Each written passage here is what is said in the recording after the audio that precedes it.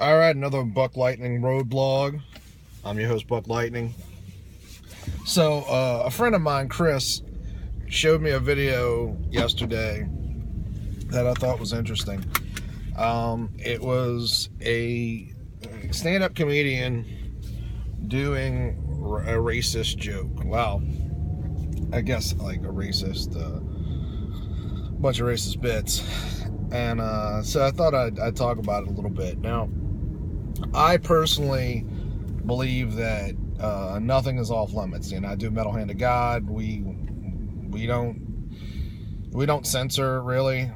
I mean, every once in a while we cut something out, but for the most part, I don't think that I don't give a shit what it is. And, oh, it's a rape joke. Yep. Well, I mean, if you listen to Metal Hand of God, we're fine with those. Race jokes, sexist jokes, whatever it is, like it's fine. That's comedy's purpose. Like it has to be free and honest. Now, the one thing that you can't do, the one cardinal sin of comedy is, if you're gonna make it controversial, it better damn well be funny. Because that's the one sin of comedy sin, is not being funny. So if you're gonna do comedy and you're gonna do controversial stuff, like, number one, you probably shouldn't be new at it. You should really know what you're doing. The guy in question did not. So what he does is the video starts off mid-set, and he's doing a bit about how his wife won't suck his dick, and he says she says she's allergic to nuts, which it's hacky, but I'm not actually against hacky jokes. I think if you know what you're doing, if you're a great comedian, you can pull off hacky jokes. And actually, in my view, like, it's good to, I don't know if hacky is good, but you definitely want some lower humor. Like, if you're doing comedy, you're just throwing out sevens, no one's gonna remember that set, even though it was good, because the whole thing was just like steadily funny. But if you throw out a couple of fives and then you hit them with a 9, they'll remember that 9. That it'll stand out, because the peaks and valleys give the higher points definition. But this guy didn't know what he was doing. It's when a stand-up's first starting out and you're trying to find your voice, it's normal to do hacky shit like that. Like, oh, my wife won't suck my dick. I mean, people can relate to that. I mean, she won't suck their dick either, right? So, but the thing is, like, so the guy ends that bit, and it's clearly not going well. Again, I haven't seen the whole set, but you can tell from his body language that the audience is not with him on this. And that's a big part of, if you're going to do controversial material. And I don't remember which comedian said it. I wish I could, but I heard a stand-up say this recently. You got to make them like you first. If you're going to do something fucked up, you have to make sure that the audience is on your side, because that's the trick of comedy, is getting an audience to love you. It's at its best, it's a form of mind control. Like, or sort of. If you can make someone laugh at something that they're like embarrassed to admit that they thought was funny, then you've basically controlled their mind on some level. Like, and that's the trick of it. Like, what stand-up comedy is, it's not really the material. Like, sometimes it is. If you're doing a comedy album, then yeah, it's the materials, everything, or 90% of everything. But when you're doing stand-up, it's really about learning how to, like, control that's the brunt of it. You can do shitty material if the audience is on your side, because they're already predisposed to laughing at whatever you say.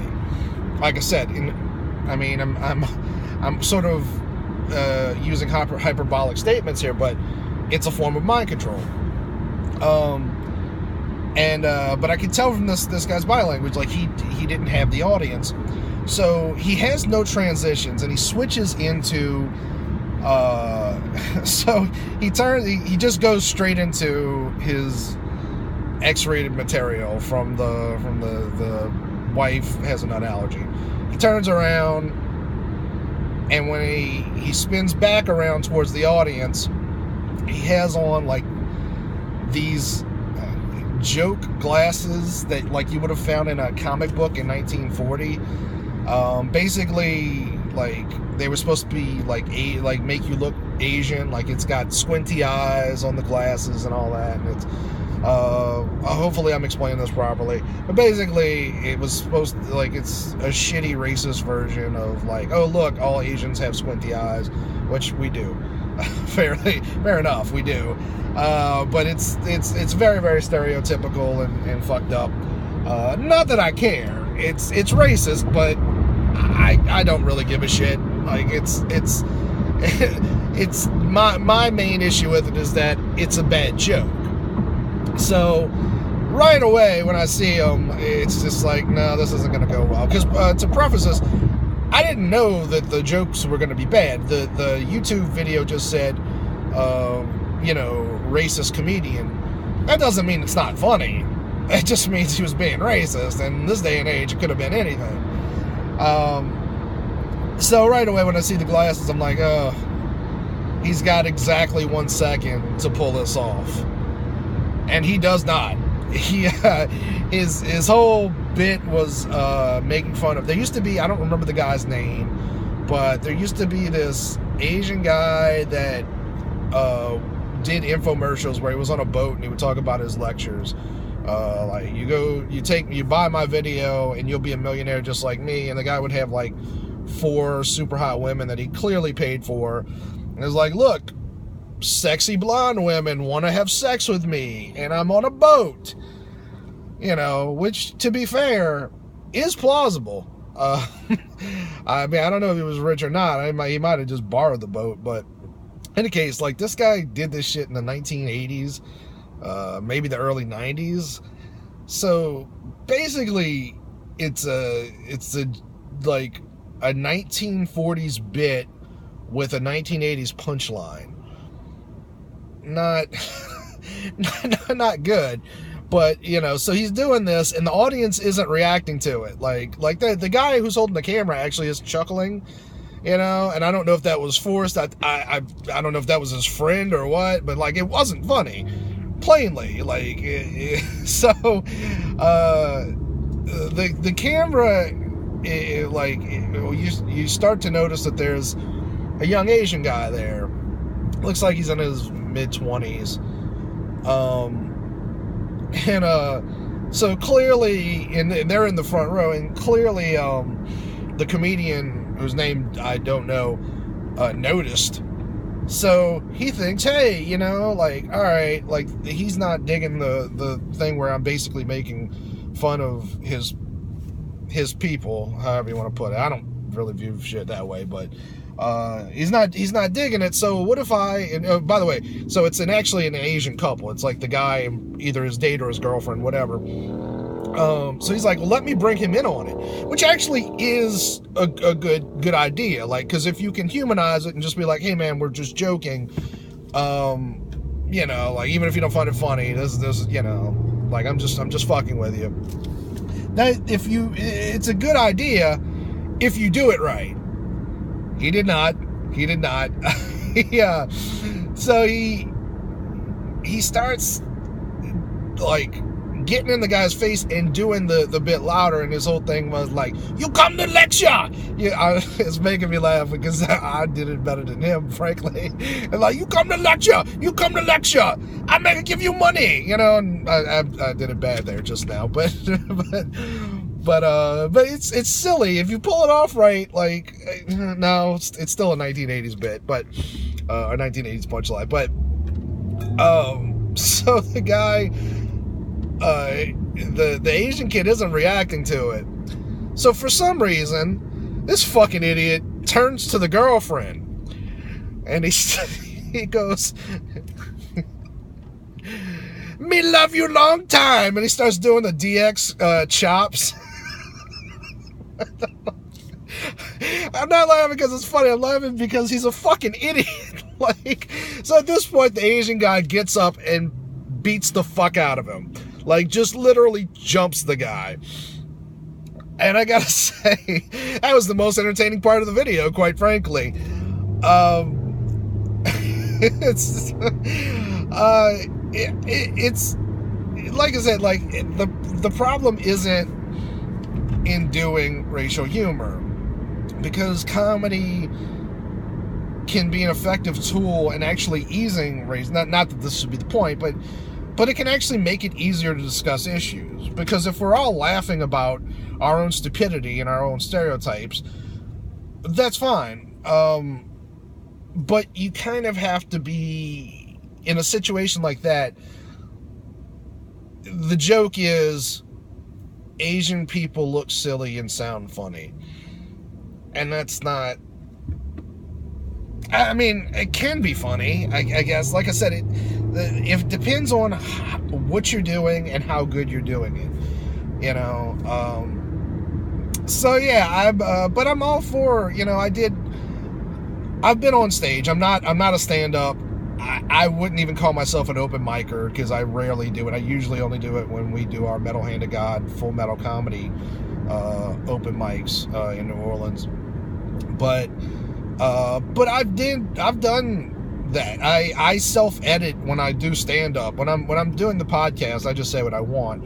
When I'm doing stand-up and I actually have to think out a bit, I tend to self-edit a lot, you know. And I remember one set where I started off with a bit that was like super, well, not super homophobic, but fairly homophobic, and it ends with it being super, super racist. And I actually cut out some of it. Like, the bit was actually pretty long originally, and I kind of cut out some of the punchline because, like, I started to get worried, like, what if this doesn't go well? And the funny thing is, like, if that bit had not gone well, I probably would have had to leave the building. Like, nobody would have lynched me, but if it was either going to go over really well, or people were going to be like, what the fuck, you know? So, but it went over well, and, you know, I got a lot of laughs, and people thought it was good. And then I ended the set with a rape joke, and that did not go over well at all. It was it was pretty quiet in that room, and I immediately went, "Oh wow, no one, huh? All right." And I knew right there the set was over, and I told M-Hall Kyle Smith, stand-up comedian, you'll be hearing from him sooner or later. He's big things are in his future. I said, all right, Kyle, here you go. Time to back clean up here. I just dropped the mic and let him have it. And he was laughing at the joke, but I think he was partially laughing at, like, I think it's amusing to him to see me like kill the audience. And I had them on my side for the most part. Like I said, that first joke went over well, you know, but that's how easy it is. And you know, I can do one that's super offensive, or I hate the word offensive, super controversial that people love, and then I do the second one wrong and it's all over, you know. But it's important. I truly believe in expressing yourself and not censoring, because I think that actually makes us more prejudiced when we hide things and we shut down thoughts that we have, you know. So anyway, so this has been another Buck Lightning Road blog. I hope you found this entertaining. Be sure to check out our podcast, MHOG Podcast, The Metal Hand of God. We're available on iTunes, Stitcher, I'm pretty sure Google Play, I hope so. and all those good places where you can find podcasts. You can also check out my other show, which is a somewhat raunchy, but not totally, fairly. I'm on it. So it's Grinning Hosts. Grinning Hosts, available on all those same things. Please check all of them out. And let me give a shout out to my friends at Diz After Dark, who've been big supporters of all the stuff that I do. Go check out, they're like one of the best Disney podcasts out there, Diz After Dark and their network. And I'm actually appearing on an upcoming episode of Pop After Dark. So, all right, thank you very much, and bye now.